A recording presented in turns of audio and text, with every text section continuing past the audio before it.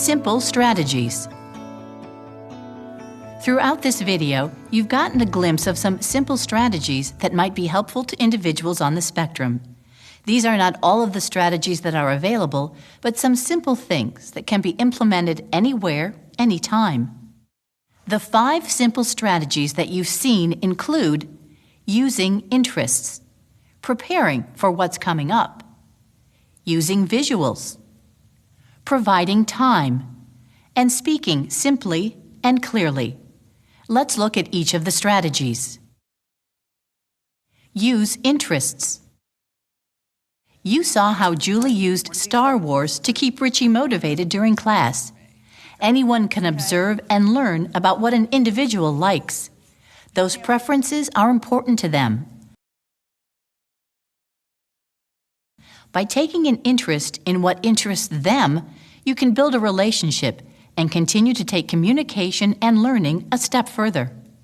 Sometimes we may see these interests as getting in the way. However, when you think of what they provide for the individual, they really do create opportunities. Think about it. Would Summer have been motivated to do those extra math problems if Bobby didn't give her the encore entrance or play air guitar with her? You really can use special interests to build relationships and increase a person's motivation for learning new skills. A trip to the grocery store might be more enjoyable for everyone if a child with ASD knows that they can watch their favorite cartoon when they return home. A conversation in the lunch line might be more comfortable if you know the person's special interest and can ask questions about it. Prepare for what's coming up. Coming up may mean right away, or it may mean sometime in the future. We all like to be prepared. We use planners and calendars to remind us of what's coming next. Individuals with ASD, indeed everyone, will benefit when they are given specific information about what's going to happen, even for familiar activities. For example, knowing ahead of time what's for dinner. Having a predictable morning routine that's the same every morning.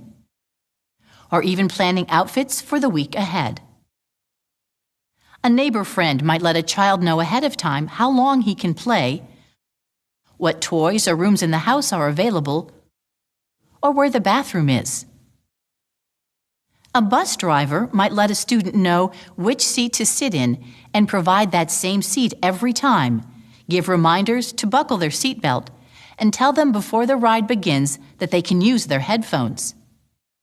A manager or coworker can prepare a person by going over a written checklist of the expectations for work that day or that week, providing enough information so that the employee knows exactly what will happen and what is expected.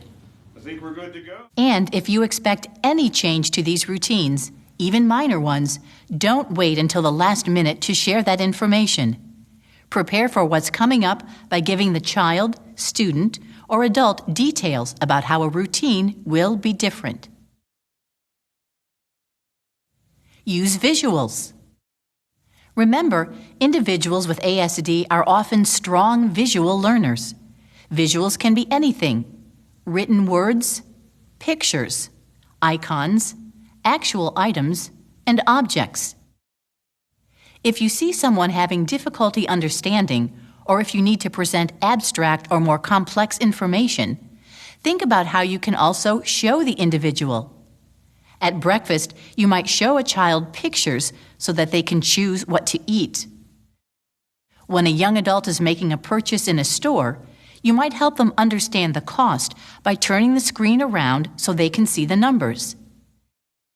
If you're expecting a person to perform a task, like picking out clothes, changing classes, vacuuming the floor, or doing laundry, provide photos or a checklist or chart of all the steps involved.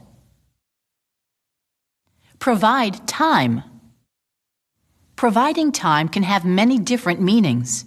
First, individuals on the autism spectrum may need more time to listen and then respond when you talk with them. Another way to provide time is when an individual has difficulty regulating their emotions. After ensuring that they are safe, you may need to provide time without talking to them. An individual may simply need to take time to process what is happening around them. Be sure you provide extra time for an individual to understand what is happening and what is expected of them before they need to do something. Lastly, you can also build periodic small breaks into an experience that the person with ASD can count on, whether at work, home, at a party, or during a class. Speak simply and clearly.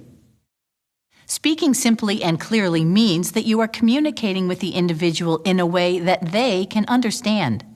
For some individuals, this may mean simplifying your language by using their communication device or only speaking one word or a simple phrase. For others, it may mean that you are using full sentences or paragraphs, but you are only using relevant and necessary information. Speaking simply and clearly often should include pictures or written information.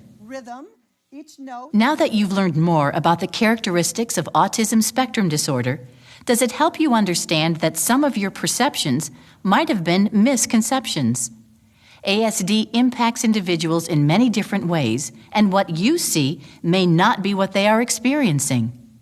These simple strategies might be a first step in handling situations that were difficult, uncovering strengths that you hadn't seen, and building relationships. Anybody who's working with anybody on the spectrum, a piece of advice I would give, whether you're a job coach, a para, anybody, is to look at what they can do and what their strengths are, and not look at their weaknesses as weaknesses. Look at them, Stephen Shore said it best, look at them as challenges that they face. Because challenges, when you hear that word, the connotation is that they can be overcome with work and with experience. I think really I've been so successful because I've had so many friends and mentors and teachers and parents and my sister. They've all really believed in me and helped me even when times are rough. And I've had that teacher who has been different than a lot of them and has really just went above and beyond and really did not one fits all and really stood up for what fit for me, even if it wasn't the norm. People on the spectrum are brilliant. They don't know it yet. And we, as a team, can help them do that if we communicate and if we work together. Anybody that works with them, parents, anybody, it's to believe, genuinely believe in the good that they can do. Because these kids, people in general that are on the spectrum, have so much to give the world.